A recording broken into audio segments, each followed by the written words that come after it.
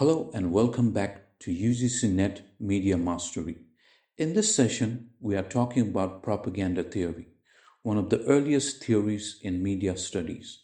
By the end of this lecture, you'll have a comprehensive understanding of what propaganda is, the types of propaganda, important theorists, criticisms to this theory, and then we'll be ending with modern propaganda theory. So stay with me till the end, and at the very end, we'll have PYQs for you to solve. First, let us look at what is propaganda. Propaganda, as we know it, is not just information. It is persuasive communication, carefully designed to shape what we think and even how we behave and act. Let me repeat that. Propaganda doesn't just tell you the facts.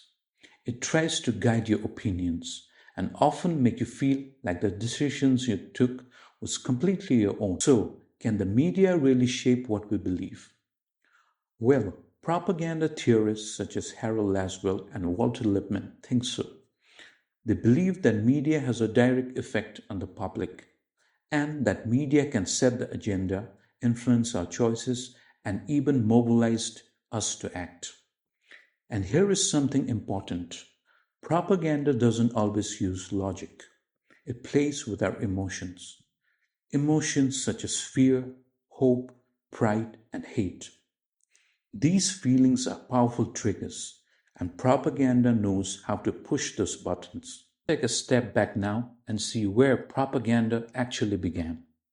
The word propaganda itself comes from propaganda fide, the congregation or a group of Christians, especially the Catholic Church.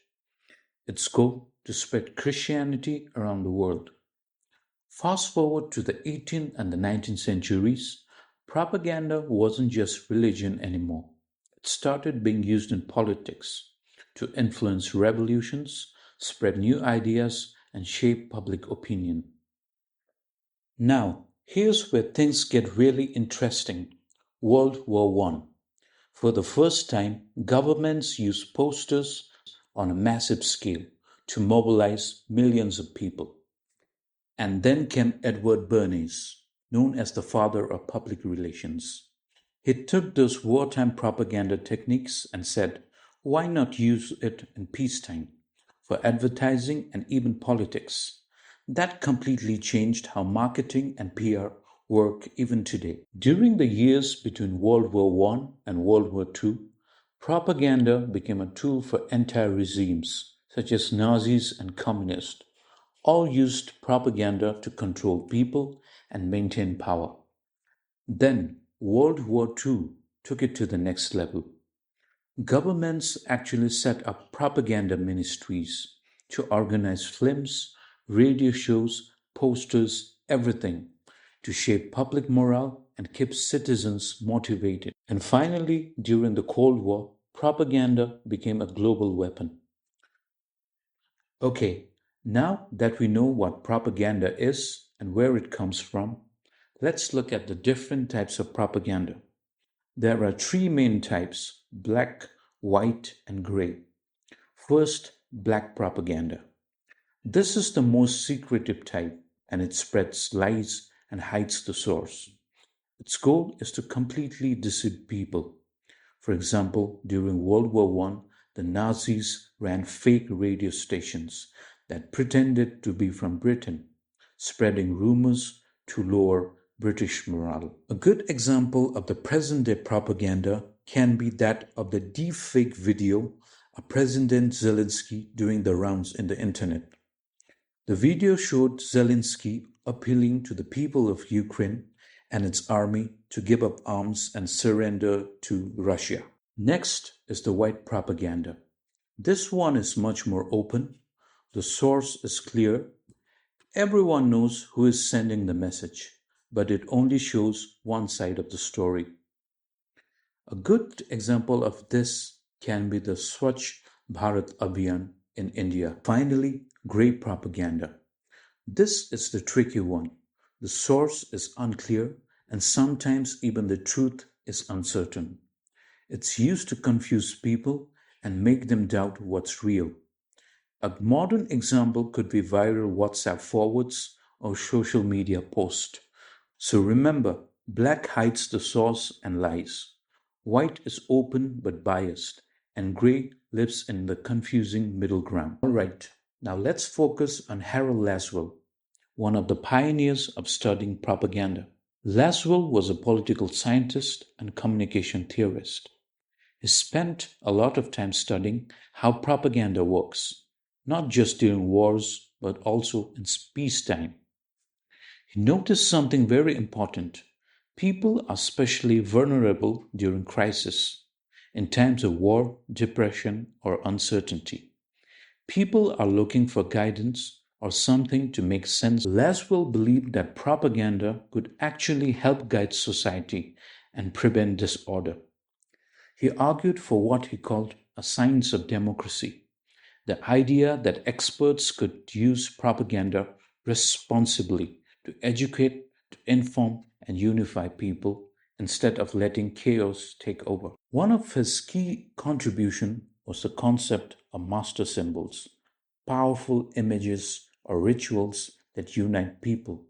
For example, the national flag, the anthem, or even large public ceremonies that could evoke shared feelings or belonging and purpose. These symbols are not just decoration, he said. He wrote a famous book called Propaganda Techniques in the World, published in 1927, where he analyzed these ideas in detail.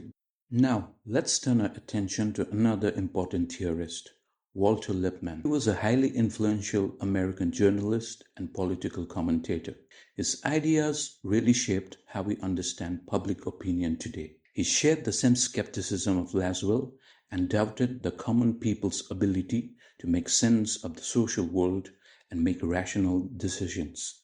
He said that the modern world is too complicated. In his book, The Phantom Public, he described the average public as a bewildered herd of ignorant and meddlesome outsiders. He said, "We build pictures in our head of reality, but those pictures are often incomplete, and because of this, common people are unable to govern themselves." The solution to the above problem, in his book, Public Opinion, he suggested creating an intelligent bureau, a group of experts to filter information and share only what is accurate and important.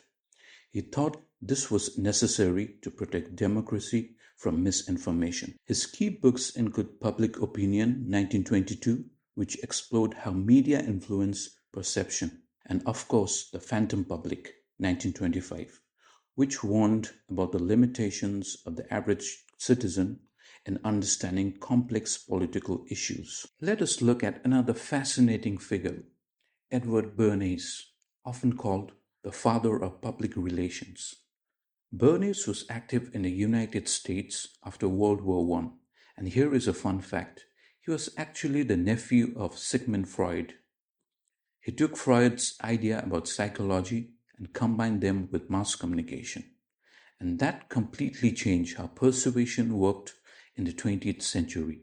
Bernays believed propaganda could be used positively, not just as a tool of manipulation, but as a way to manage democracy. He famously coined the term engineering consent, meaning that governments and institutions could guide public opinion towards what they believe were good ends. Bernays cleverly used propaganda for PR and advertisement. Bernays ran a campaign that made smoking fashionable for women. He called it the Torches of Freedom campaign, where women smoked cigarettes in public marches to symbolize independence and equality. Another famous example was his promotion of bacon and eggs for breakfast. His key books include Crystallizing Public Opinion, 1923, where he laid out the principles of public relations, and Propaganda, 1928, which explained how media and communication could be used to shape society. Let's look at some of the criticisms of this early propaganda theories. One of the strongest critics was the American philosopher John Dewey. He was not happy with the idea that public is just a passive audience waiting to be guided by elites. Dewey believed that treating people as passive and letting experts or elites control information was dangerous for democracy. Instead, he argued that the solution to propaganda was not more control, but more education. For Dewey, the best way to fight propaganda was to teach citizens how to think critically so they could separate fact from manipulation for themselves. He famously said that the role of media is to interest the people in the public interest. In other words, the media should make important issues engaging and understandable so that ordinary people can participate in democracy.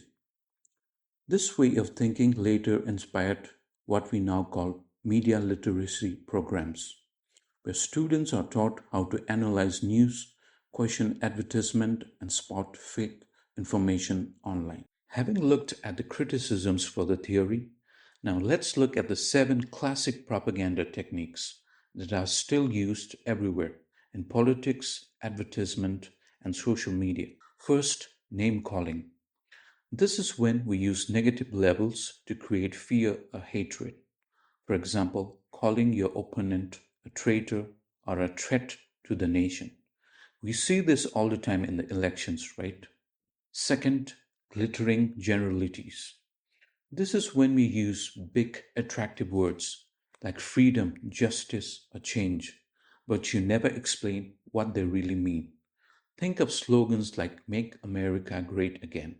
They sound inspiring but vague. Third, transfer. Here you link your message to a respected symbol. For example, using the national flag in an ad or placing leaders in front of a temple or a war memorial. It's a way of saying if you respect the symbol, you should respect this message too. Fourth, testimonial. This is when you use a famous person to endorse an idea or product. Think of celebrities supporting political candidates or film stars appearing in public health ads. It makes the message feel more trustworthy because someone we admire is saying it. Fifth, plain folks. Here the speaker shows that they are just like you. For example, politician eating at a street stall, taking a local train, or wearing simple clothes to show they understand the struggle of ordinary people. Sixth, bandwagon. This one says everyone is doing it, so you should too. It's the techniques behind viral trends and hashtags even today, making people feel they must join in or they will be left out. And finally, card stacking. This is when you show only one side of the story, all the positives of your side and all the negatives of the other side, to make people believe your view is the only correct one. Think of advertisements that list every benefit but hide the risk or side effects. All right, let's look at propaganda in the context of today.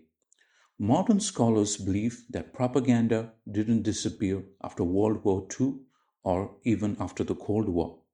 In fact, they argue that propaganda is alive and well today, but it looks a little different. Today, propaganda can be found in advertising, public relations, and social media campaigns, often run by big corporations and media houses. Modern propaganda theories says that elites still control the media and they can impose their version of the truth with little resistance from the public. So, what's the result of this? A narrowing of public discourse.